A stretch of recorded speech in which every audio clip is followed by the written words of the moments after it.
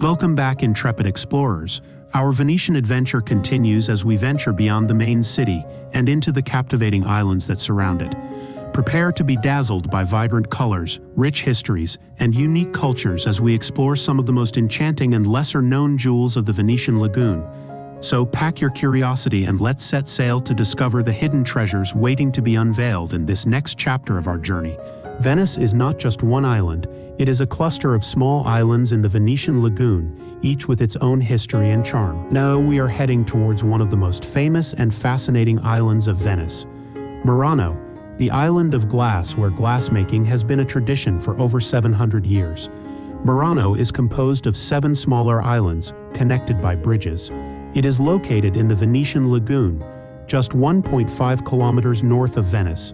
Murano was once an independent town with its own government and currency, but it is now part of the municipality of Venice. With a population of just few thousands, it attracts millions of visitors every year who come to admire its colorful houses, its beautiful churches, and above all, its stunning glass art.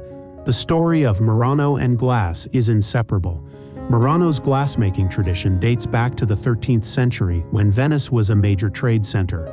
Venetian glass was highly valued and sought after by the nobility and royalty of Europe and beyond. But glassmaking was also a dangerous and competitive business. In 1291, the Venetian Republic ordered all the glass furnaces and the glassmakers in Venice to move to Murano, to prevent fires in the city and to protect the secrets of their glassmaking craft from foreign spies. The glassmakers of Murano were forbidden to leave the island, and they were granted special privileges and status in exchange for their loyalty and craftsmanship. Murano became the exclusive producer and center of high-quality glass in Europe, and its products were exported all over the world. Murano glass was renowned for its quality, variety, and innovation. The glassmakers developed or refined many technologies, and Murano reached its peak of popularity in the 15th and 16th centuries, when it produced exquisite chandeliers, mirrors, goblets, beads, and sculptures that dazzled the world. Murano's glassmakers were also innovators and artists, who experimented with new forms and styles, such as the famous millefiori, which means thousand flowers in Italian, and consists of glass rods with multicolored patterns that are cut and fused together to create mosaic-like effects. But Murano's glory days did not last forever. In the 17th century, Murano faced competition from other European countries, such as France and Bohemia, that learned the secrets of glassmaking and produced cheaper and more fashionable glass. Murano's glass industry declined and almost collapsed, until it was revived in the 19th and 20th centuries by the efforts of some passionate glassmakers and collectors, who restored the old techniques and created new ones, such as iridescent glass and glass with bubbles. Murano is a vibrant and creative center of glassmaking, where you can visit many glass factories and workshops, and watch the master glassmakers at work, creating beautiful objects of art, such as vases, bowls, sculptures, jewelry, and chandeliers. You can see how they use ancient tools and methods to blow, shape, and polish the molten glass into amazing pieces of art. Witness the master artisans at work, their deft hands skillfully shaping molten glass into intricate sculptures, elegant vases, and delicate jewelry.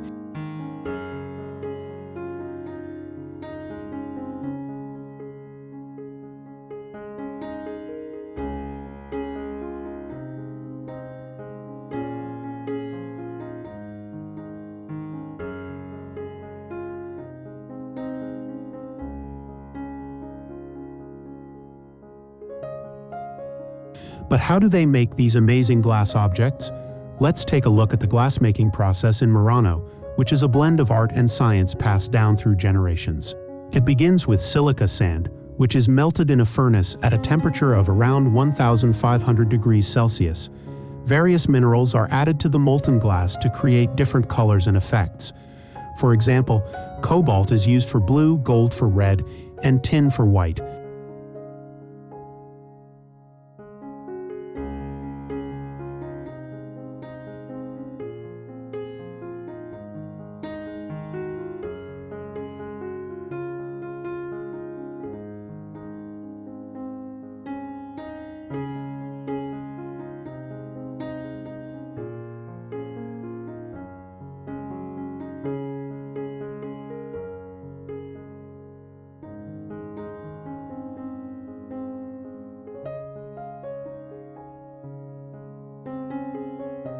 molten glass is then gathered on the end of a blowpipe by the glassmaker, who shapes it using various tools and techniques, such as blowing, molding, and folding.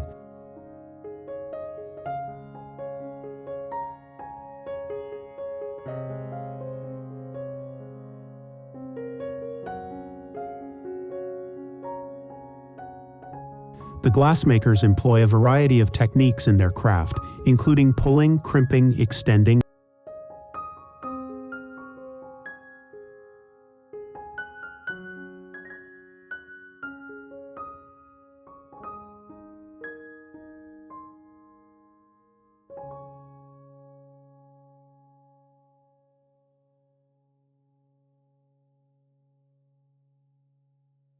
Or lengthening and cutting the glass to shape the molten material into intricate designs. The glass is repeatedly heated and worked on until the desired shape and design are achieved. Once the glassmaker is satisfied with the piece, it is slowly cooled in a process called annealing, which can take anywhere from a few hours to a few days, depending on the size and complexity of the piece. This gradual cooling process helps to relieve any internal stress in the glass, ensuring its durability. The finished piece is then inspected for quality and signed by the glassmaker, a mark of its authenticity and craftsmanship.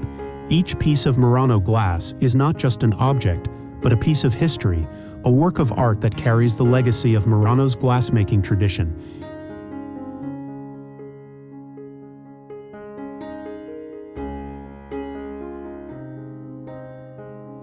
Murano glass, renowned worldwide for its exquisite craftsmanship, is more than just art. It's a centuries-old tradition that breathes life into this island.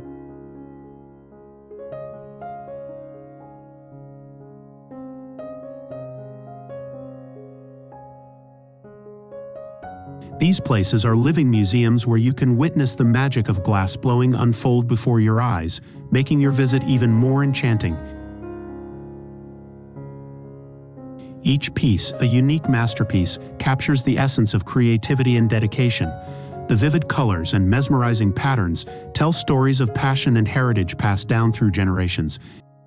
Stepping into a Murano glass shop is like entering a vibrant kaleidoscope of colors and shapes. The shelves are adorned with a stunning array of glass items, each handcrafted with precision and artistry. You'll find delicate glass jewelry that sparkles with vivid hues, from elegant necklaces and earrings to intricate bracelets and rings, perfect for adding a touch of Italian elegance to your wardrobe. The shops also showcase beautifully crafted vases and bowls, each piece a unique blend of form and color. Some are minimalist and modern, while others are adorned with ornate patterns and vibrant swirls, reflecting the rich history and tradition of Murano glassmaking. Each shop is a treasure trove of colorful glassware that dazzles like jewels under the Italian sun. You might come across whimsical glass sculptures depicting animals, flowers, and abstract forms.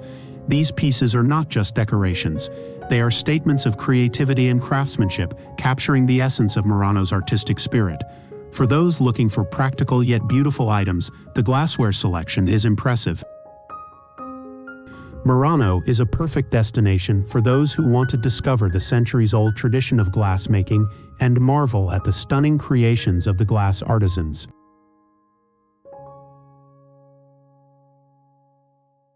Every piece of Murano glass is a testament to the island's rich heritage and the extraordinary talent of its craftsmen. Whether you're looking to purchase a beautiful souvenir or simply admire the artistry, the glass items found in Murano shops are sure to leave a lasting impression. Burano is also a charming town where you can enjoy the atmosphere of a typical Venetian island, with colorful houses, tranquil canals, and picturesque bridges. It is a place where you can experience the magic of Venice, without the crowds and the noise. You can stroll along the streets and shop for souvenirs. You can also take a boat ride around the island and admire the views of the lagoon and Venice. Murano is a place where you can find the true spirit of Venice. Another impressive island famous for its brightly painted houses and its lace-making is Burano. It is a small island in the Venetian lagoon, only 7 kilometers from Venice, but it feels like a world apart. With a population of about 2,800 people and historically subdivided into 5 sestieri, or districts, Burano is like a kaleidoscope of colors. There is one more district which is a separate island connected to Burano by a bridge. You can reach Burano by a 45-minute boat ride, and as soon as you arrive, you will be greeted by the colorific houses of Burano, which are painted in every shade imaginable, from pink to yellow, from blue to green. The residents take pride in maintaining their unique identity, and they have to apply for a permit if they want to change the color of their house. The origin of this colorful tradition is not clear, but there are some theories that attempt to explain it. Some theories suggest that the colors were used to help fishermen find their way back home in the fog, or to mark the boundaries of properties. However, these theories are not definitively proven or widely accepted. The legend involving a mermaid's tail inspiring the colors is not a reliable or documented story. Whatever the reason, the result is a stunning sight that attracts visitors from all over the world. But did you know that Burano has a leaning bell tower that is a landmark of the island? It is located next to the Church of San Martino, the main church of the island. The bell tower was built between 1703 and 1714, has a square plan, and is 6.20 meters wide at the bottom and 53 meters high. The tower leans by 1.83 meters from its axis, possibly due to soft soil or strong winds. You can admire this curious monument from different angles and try to capture it in your photos. But Burano is not only about colors. It is also about craftsmanship, especially the art of lace making. Burano's lace is renowned for its quality and beauty. Lace making in Burano dates back to the 16th century, when the island was a flourishing trade center and a rival of Venice. The women of Burano learned the technique from the Venetians, who had imported it from the east and soon developed their own style and patterns. Burano's lace was highly sought after by the nobility and the royalty of Europe, and it was exported to France, Spain, England, and beyond. The golden age of lace making lasted until the 18th century, when the demand declined and the industry faced a crisis. It was revived in the 19th century, thanks to the efforts of some local women who founded a lace school and preserved the ancient skills. Today, you can still see the lace makers at work in their shops or in the streets, using a wooden pillow and a needle to create intricate designs. You can also visit the Lace Museum, which displays some of the finest examples of Burano's lace from the 16th to the 20th century. Burano is a place where you can enjoy the simple pleasures of life, such as walking along the canals, taking photos of the colorful houses, admiring the flowers on the balconies, or buy some lace souvenirs. Burano is a place where you can discover the beauty and the charm of a different and more colorful Venice, where time seems to stand still, an experience that you will never forget. Now let's explore another island, Torcello, a sparsely populated island at the northern end of the Venetian lagoon in northeastern Italy. With a population of tens of thousands, a cathedral, a bishopric, and a busy port, Torcello was once a flourishing city. But over the centuries, it declined due to malaria, silting, and competition from Venice. Today, it is a quiet and peaceful place where one can admire the stunning Byzantine mosaics in the 7th century Cathedral of Santa Maria dell'Assunta, the oldest monument in the lagoon. One can also visit the Church of Santa Fosca, the Torcello Museum, or you can simply enjoy a walk along the canals and the bridges, surrounded by nature and wildlife. Join me as I explore this fascinating island and discover its secrets. We see the Devil's Bridge, Ponte del Diavolo, with no side railings. This is one of the only two bridges without parapets still found in the Venetian lagoon, the other being Ponte del Chiodo, located in the district of Cannaregio in Venice. The lack of parapets gives the bridge a unique and ancient appearance. As we approach the cathedral, we can see its tall 11th century bell tower that dominates the skyline. Built in 639 and restored several times, its interior is having spectacular Byzantine mosaics from the 11th to the 13th centuries that are rich in symbolism and detail. The mosaics are the main attraction of the cathedral. Next to the cathedral is the 11th century Church of Santa Fosca, surrounded by a five-sided portico in the form of a Greek cross. The church has a simple and elegant interior, with a circular apse and a dome. Across from the cathedral is the small Torcello Museum, housed in 14th century mansions that were once the seat of the government. It houses medieval artifacts, mostly from the island, and archaeological finds found in the area of Venice. In the courtyard, we can see the large stone throne known as Attila's throne. The throne is more likely a symbol of the political and religious power of Torcello in the past. The origin and meaning of Attila's throne are unknown, and that adds to its charm and mystery. We can walk along the canals and the bridges and admire the views of the lagoon and the other islands. We can also visit the nearby islet of Mazorbo. After visiting these attractions, relax and enjoy the natural beauty and tranquility of Torcello, which is one of its most charming aspects. Another but mysterious island in the Venetian lagoon that has a dark and tragic history is Poveglia.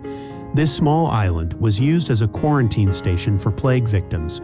Starting from the 14th century and continuing into the 18th and 19th centuries, and later as a cruel asylum for the mentally ill, the island is often considered one of the most haunted places in the world, and for good reason. The island has witnessed centuries of death, disease, and madness, leaving behind a legacy of horror and mystery. The island was first inhabited in the 5th century, when people from nearby cities fled there to escape the barbarian invasions. It became a prosperous and peaceful community until the 14th century, when the Black Death ravaged Europe. Poveglia was then turned into a temporary confinement station for the ill, where anyone who showed symptoms of the plague was sent to die. Thousands of bodies were burned on giant pyres, or dumped into mass graves. Some estimate that over 100,000 people perished on the island, and their ashes still cover the soil. The island was abandoned for a while until the 18th century, when it came under the jurisdiction of the Public Health Office, and became a checkpoint for all goods and people coming to and going from Venice by ship. In 1793, there were several cases of the plague on 2 ships, and consequently the island was transformed into a permanent quarantine station for the infected. This role continued until 1814. The old bell tower was converted into a lighthouse. In 1922, the existing buildings were converted into an asylum for the mentally ill, where the patients were allegedly subjected to brutal experiments and torture. The asylum was closed in 1968 or 1975 according to various sources after a scandal exposed the atrocities that took place there. The island was briefly used for agriculture and then completely abandoned. The island is currently off limits to the public, and the Italian government has tried to sell it several times, but with no success. The island remains a forbidden and fascinating place that attracts the curiosity of many people. However, some people have managed to sneak onto the island, either by bribing local fishermen or by swimming across the canal. They have regretted their decision, as they have encountered terrifying phenomena, such as hearing screams, moans, and whispers, seeing apparitions and shadows, and feeling cold spots and touches. Some have even claimed to have been possessed or attacked by the ghosts of the island. The island is also surrounded by myths and legends, and many people believe that it is a haunted and cursed place. Some of the claims are that it is a portal to hell. These are some of the details that make Poveglia Island a fascinating and terrifying place that should not be visited by anyone. But beware, if you ever dare to set foot on Poveglia, you may never come back. As we conclude this segment of our Venetian island adventure, remember, the magic of Venice extends far beyond its famous canals. These islands have their own stories, charm, and wonders that continue to captivate and inspire. Our exploration doesn't end here. There's always more to uncover and more tales to tell. Stay tuned for the next exciting chapter of our journey. Be sure to subscribe, hit the bell icon for updates, and share your thoughts in the comments below. Keep the spirit of adventure alive and join us as we delve deeper into the wonders of Venice and beyond. Until next time, embrace the wanderlust and continue exploring. Arrivederci, and see you in the next thrilling episode of our travels.